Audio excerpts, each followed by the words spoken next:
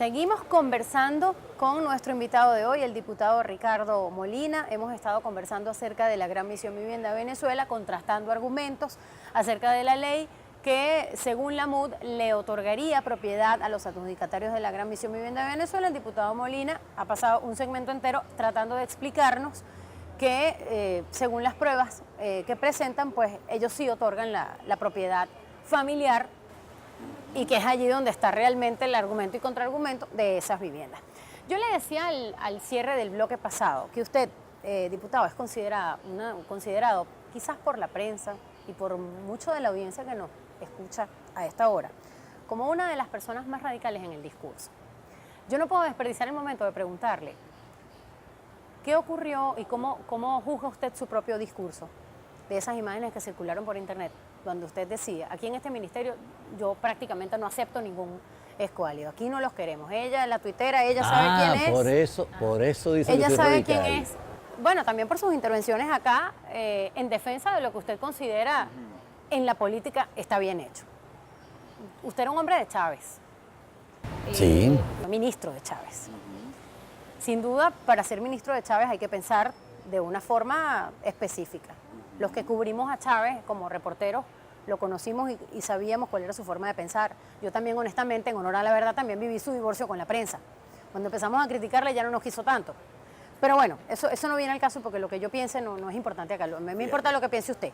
Pero fíjese, yo quisiera escuchar qué le responde usted a la gente que lo vio decir eso y que siente que eso es intolerancia, que eso es radicalismo. Está bien, tenemos que contextualizar las circunstancias. Primero que nada, quien tiene dignidad, quien se respeta a sí mismo, no trabaja con gente que piensa de manera tan diferente. Yo nunca trabajé para ningún gobierno adeco ni copellano, porque no comulgaba con las visiones políticas sectarias, grupalistas, excluyentes.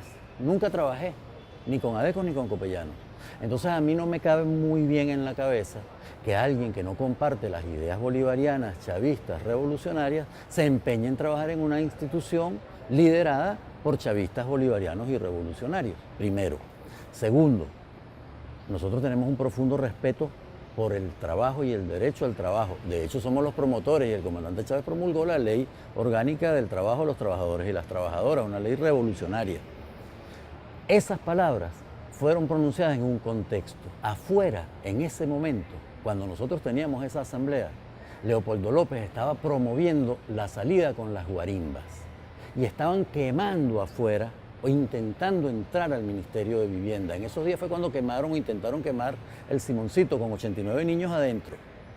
Y había algunos trabajadores, poquitos en realidad, pero había, que estaban como contentos con el asedio y con la amenaza, con que pusieran en riesgo la vida de trabajadoras, trabajadores y de niños y niñas que estaban allá adentro. Bueno, en ese momento, un momento de situación extrema, casi que de guerra, yo no podía estar con quien pensara diferente. Y por eso yo dije, si hay alguien en este momento aquí que se considera escuálido, así los llamo yo. Yo sé que a alguna gente le molesta. A mí me molesta. Opositores. No, pero es que hay unos opositores que como tienen venezolana, me opositores molesta. tienen visión opositora. Como también me molestan cosas como lumpen y esas cosas horrorosas que la gente dice, porque no están bien, porque pero tienden fíjate, a dividir y tienden a sembrar hay que diferenciar. Opositores son aquellos que tienen fundamentación política racional para oponerse a una propuesta política. Pero un escuálido no actúa de manera racional, actúa de manera emotiva, con odio, con violencia. A eso es a lo que yo me refiero. Bueno, no podía ser que en un momento en el que el Ministerio de Vivienda en ese momento estaba siendo asediado y que iba a ser incendiado, como en efecto lo fue al final de ese día, hubiera alguien que formaba parte de ese equipo de trabajo que estuviera de acuerdo con lo que estaba sucediendo. En ese momento, un momento de amenaza, había que cohesionar a quienes allí estaban. Y por eso la propuesta, pero de todas maneras, mi posición, tú la catalogas radical, primera vez que me dicen radical. Bueno, primera vez que alguien se lo dice teniéndolo sentado en el programa probablemente. Vamos. Pero mi posición en verdad es radical, ¿Por qué? Porque mi posición es firme. A mí no me gusta trabajar. Yo no trabajaría, te lo repito, nunca con un ADECO y con un copellano, porque sus políticas no son políticas sociales, no son políticas en favor del pueblo, sino de sectores empresariales, banqueros, transnacionales, etc.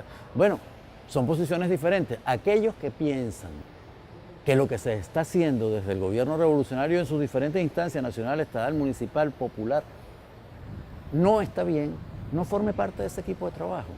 Porque además, por eso es que terminan amargados. Tienen que ir todos los días obligados con trabajo, hacen las cosas sin cariño. Para poder trabajar bien hay que hacer las cosas con amor, con convencimiento, con radicalismo. Fíjense, me queda poco tiempo para ir a la pausa, pero quizás lo trascendental de eso, al menos para mí, y respondiéndole a esas preguntas que la audiencia quizás quisiera hacerle si lo tuviese cerca, es por qué el Estado tiene que decidir cuántos pares de zapatos puedo comprar yo, si quizás mi actividad me da para producir lo suficiente para comprarme mis 5 pares de zapatos. Está bien. ¿Por qué otro tiene que decidir por mí? Porque otra vez el individuo se ve reducido yo no planteo que de limiten, que desde el Estado se limite cuántos pares de zapatos tú puedes comprar. Yo lo que decía en ese momento era una manera de ilustrar una desviación conductual que tenemos las venezolanas y los venezolanos respecto al consumo.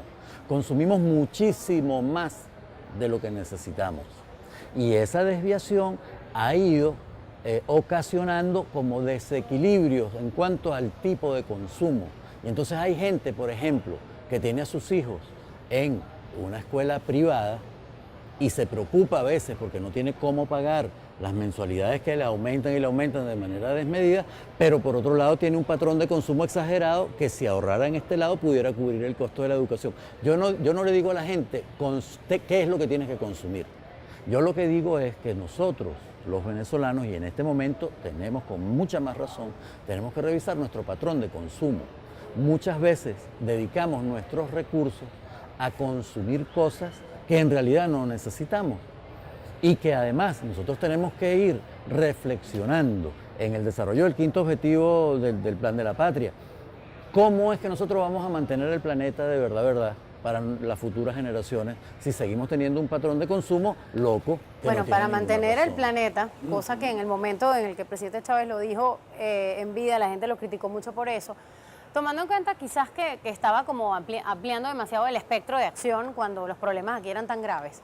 Bueno, ¿cómo vamos a contribuir con el planeta si todavía nuestro propio país está con las condiciones socioeconómicas que exhibe? Me gustaría abordar ese tema al regreso de la pausa, porque el tema socioeconómico es quizás el más importante en este momento para los venezolanos junto al tema de la inseguridad. Al regreso.